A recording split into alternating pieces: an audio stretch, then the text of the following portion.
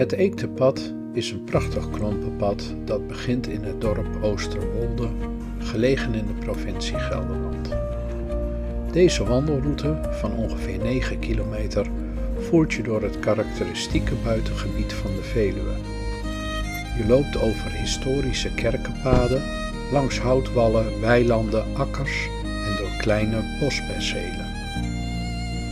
Een hoogtepunt van de route is landgoed Morre.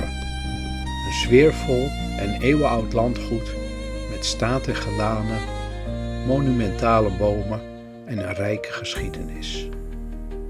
Tijdens de wandeling kun je volop genieten van de floristische rijkdom zoals bloeiende bermen, oude knotwilgen en houtwallen vol varens, mossen en inheemse planten.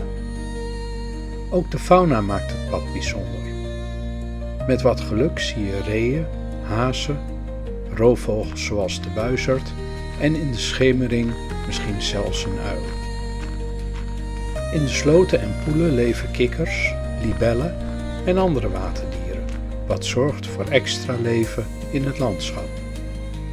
Het Eekterpad is bij uitstek geschikt voor wie wil onthaasten, de natuur wil beleven en iets van de rijke cultuurhistorie wil meekrijgen.